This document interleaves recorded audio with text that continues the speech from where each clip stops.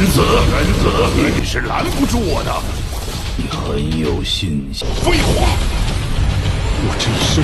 Монстры Шрека торжественно вернулись в Академию, как настоящие герои. Все учителя, старейшины и даже ученики встречали их. Учитель Джоуи снова стала страшненькой. Интересно, что в оригинале пожизненный титул 7 монстров Шрека не был публично оглашен. Это было сделано в павильоне морского бока, вдалеке от глаз всех. Глава Муэн рассудил, что если новости об этом распространятся, Хуэйхао с товарищами будут в центре внимания. Это может повлиять на их обычное совершенствование и учебу. Кстати, а какую награду получили старшие монстры Шрека, Дайо Хэн и Лин Лучень? Может быть, духовные кости или мощные механизмы? Учитывая, что они совершили серьезную ошибку, позволив команде пострадать от злых мастеров, их наградой было искупление вины. Их достижения на турнире и жертвы устранят их ошибки, и Академия не будет включать это в их личные записи и материалы дела, а это могло стать серьезным пятном на их репутации. В серии не показали тут важнейший момент, как глава Муэн спрашивал Хуэйхао о его 100-тысячелетнем кольце и духе императрицы Скорпионов,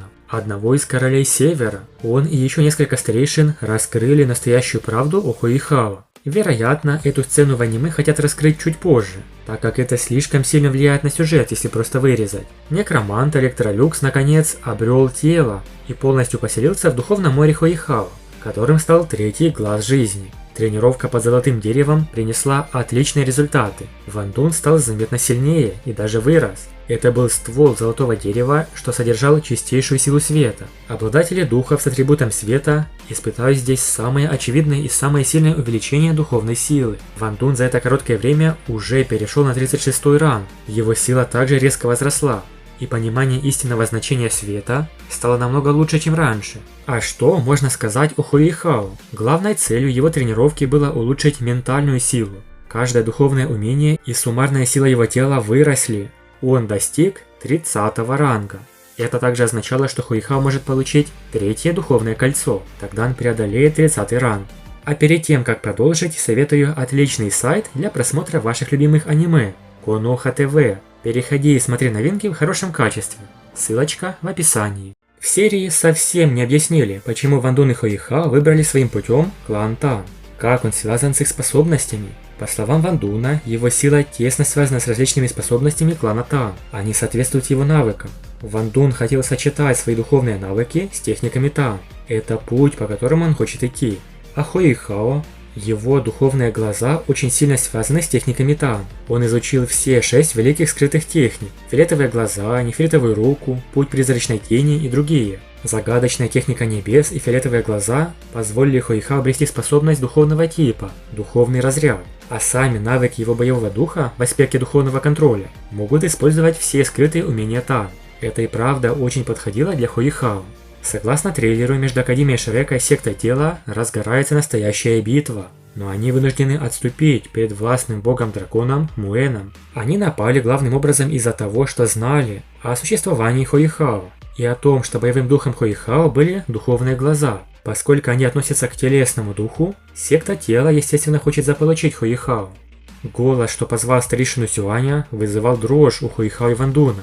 Декан Яньшадже окружил нежным белым светом Хуэйхао, Ван Дуна и Сяо Сяо, а потом отвел их троих на остров морского бога. Все остальные ученики также немедленно были спрятаны в классах. Старейшина Сюань узнал этого человека и сразу же поднялся в небо. Ослепительное сияние и могущественная аура мгновенно охватили всю Академию. Напротив старейшины Сюаня находился огромный старик с темно-зелеными волосами. Это глава секты тела, Дубусы. Так же, как и Сюань Цзи, титулованный 98-го ранга. За ним виднелось около 20 могущественных мастеров с силой 80-х и 90-х рангов. Это означало, что у 20 людей в воздухе было по 8 и 9 колец. Это вторжение было достаточным, чтобы спровоцировать Академию Шрека и даже начать войну. Со стороны Академии Шрека титулованные также начали подниматься в воздух. Такая конфронтация между высокоранговыми мастерами не являлась чем-то обыденным. Чтобы забрать Хуэйхао, секта тела, не колеблясь, сразилась с Академией Шрека. И даже Дубусы лично подошел к господину Сюаню для решающей битвы. И эти двое яростно сражались, но общая сила старейшины Сюаня немного уступала монстру Дубусы. В критический момент именно бог-дракон, титулованный 99-го ранга, Муэн, сделал властный ход. Неужели титулованный Сюань Цзи не мог справиться? Хотя в трейлере не показали внешность главы Дубусы, но он крайне силен. У него было 2 желтых, 2 фиолетовых, 2 черных и 3 красных духовных кольца. Он обладал 3 100-тысячелетними духовными кольцами. Как только он полностью высвободил своего боевого духа и кольца, его аура практически смела все с пути. Старейшина Сюань стал очень серьезным и тоже взревел. Властная аура разразилась, и густое сияние охватило небо над городом Шрека. Однако духовные кольца старейшины Сюаня были немного хуже, чем духовные кольца старого монстра Дубусы. У него было одно красное 100-тысячелетнее духовное кольцо, и это также означало, что ему не хватало как минимум 2 100-тысячелетних духовных костей, чтобы соответствовать старому монстру Дубусы. Нас ждет невероятное противостояние сильнейших титулованных 98 ранга. Напишите в комментариях, если вы тоже хотите увидеть эту битву в серии. Большое спасибо за просмотр, подписывайтесь на канал и всем пока!